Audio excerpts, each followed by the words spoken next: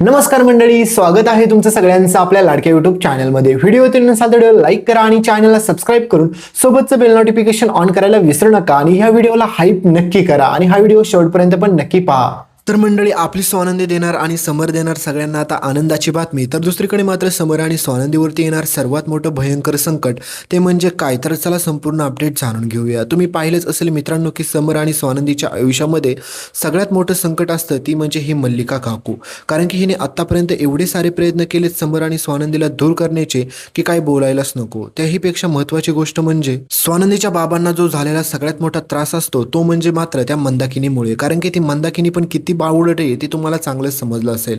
कारण की एकीकडे ती मंदाकिनी, दुसरीकडे ही मल्लिका, ह्या दोघीजणी मिळून देखील समर आणि स्वानंदीचं जीवन आता हराम करून टाकलेलं असतं यांनी.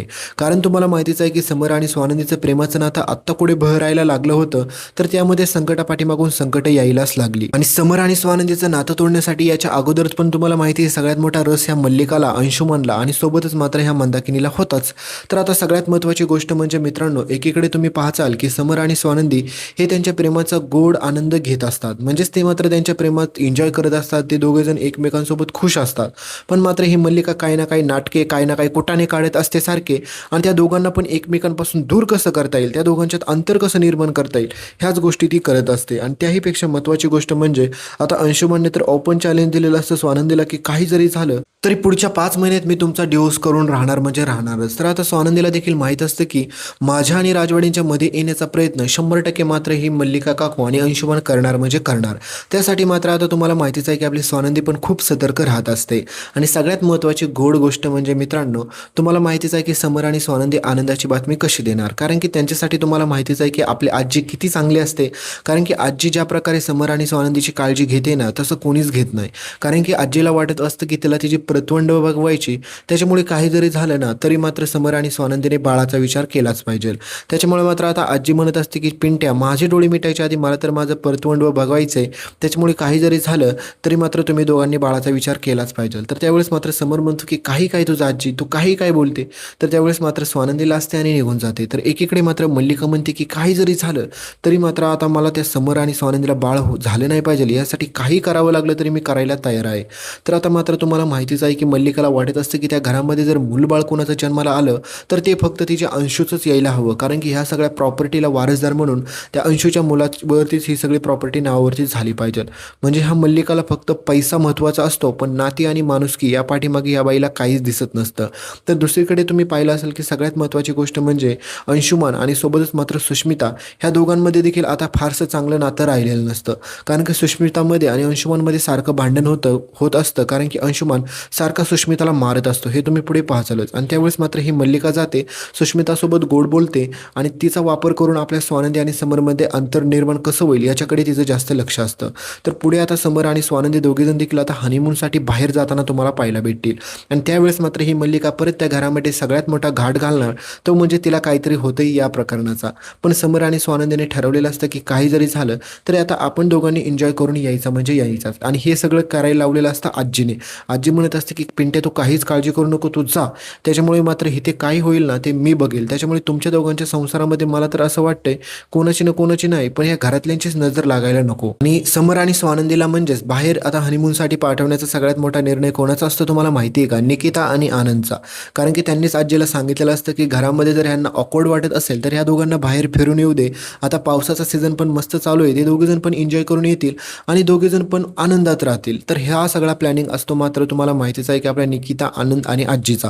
पण मात्र यांच्या प्लॅनवरती पाणी ओतायला एक व्यक्ती बसलेली असते, ती म्हणजे ही मल्लिका. तिला वाटत असतं की तिने काही जरी नाटकं केली, म्हणजेच काही जरी नाटकं केली तरी मात्र कोणाला काही समजणारच नाही. पण ही एवढी नाटकी बाई असते ना की काही बोलायलाच नको, हिच्या पुढे सगळे कलाकार फेल आहेत. पण त्याहीपेक्षा डेंजर म्हणजे सगळ्यात महत्त्वाची गोष्ट मित्रांनो, ही मंदाकिनी असते. कारण की ह्या मंदाकिनीला काय झालं हे काही समजतच नसतं.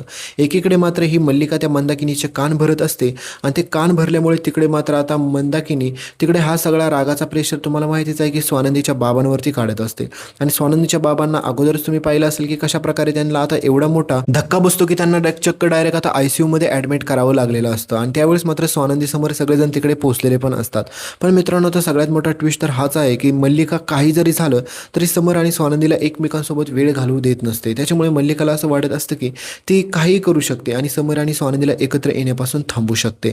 आणि हाच असतो तिचा सगळ्यात मोठा गोड गैरसमज. कारण तुम्ही पाहिलं असेल की आत्तापर्यंत ह्या मल्लिकाने खूप सारे असे प्रयत्न केले समर आणि स्वानंदीचं नातं तोडायचं, पण तिला एकदा पण यश आलेलं नाही, हे पण तुम्ही पाहिलं असेल. आणि काही जरी झालं मित्रांनो, तर ह्या बाईला कधी यश पण येणार नाही. पण तर समर आणि स्वानंदी गोड न्यूज कशी देणार आणि कधी देणार हे सगळं सांगतो.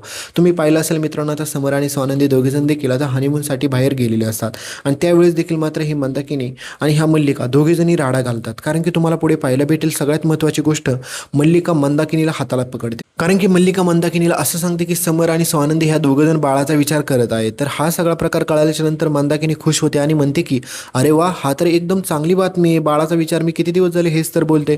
तर त्यावेळेस मात्र मल्लिका म्हणते, तुम्हाला काय वेळ लागले का मंदाकिनी ताई, तुम्हाला एक जरा गोष्ट कळत नाही, तुमची सुश पण ह्याच घरामध्ये लग्न करून आली माहिती आहे ना. मग आता त्या सुशला जर बाळ झालं तर किती चांगलं आहे, कारण की ही सगळी राजवाड्यांची प्रॉपर्टी फक्त तिच्या बाळाची होईल. आणि जर स्वानंदीला बाळ जर झालं तर ही सगळी प्रॉपर्टी स्वानंदीच्या बाळाच्या नावावरती होईल. कारण की सगळं अधिकार समरकडे आहेत ना, त्याच्यामुळे मी सांगते. त्याच्यामुळे आपल्याला असं काहीतरी करायचं आहे की समर आणि स्वानंदीला बाळ नाही झालं पाहिजे आणि आपल्या सुष्मिताला बाळ झालं पाहिजे. कारण की जर सुष्मिताला जर बाळ झालं लवकर तर त्याच्यानंतर ही सगळी प्रॉपर्टी आपल्याला त्याच्या नावावरती करता येईल ना, म्हणजे त्यांचा संसार सुखाचा होईल. आणि समर आणि स्वानंदीचा संसार जर सुखाचा झाला तर सुश आणि अंशुमान दोघेजण पण रस्त्यावरती येतील. तर आता ह्या सगळ्या गोष्टी बोलल्याच्या नंतर तुम्हाला माहितीच आहे की काय होणार आहे. ही महाबालिश मंदाकिनी, तिला थोडंसं तुम्हाला माहिती आहे की पैसे दाखवले किंवा थोडेसे दागिने दाखवले की ही ती लगेच भारावून जाते. त्याच्यामुळे मात्र सेम टू सेम आता ही मल्लिका तसंच प्लॅन करायचं ठरवते आणि तिला ट्रॅपमध्ये फसवायचा पण निर्णय घेते. आणि या ट्रॅपमध्ये फसवण्याच्या निर्णयामध्ये मात्र मल्लिका परत एकदा जिंकते. कारण की कायम आत्तापर्यंत मल्लिका जिंकतच आली. तुम्ही पाहिलं असेल ती आजपर्यंत कधी हरलेलीच नसते. कारण की तिला माहीत असतं की कशा प्रकारे मंदाकिनीला जाळ्यात ओढायचं. पण ह्यांनी किती जरी माकड चाळे केले मित्रांनो आणि किती जरी प्रयत्न केले आपल्या समर आणि स्वानंदीमध्ये नातं दूर करण्याचं किंवा त्यांना बाळ न होऊ देण्याचं, पण ह्या सगळ्यावरती पाणी ओतलं जाणार आहे.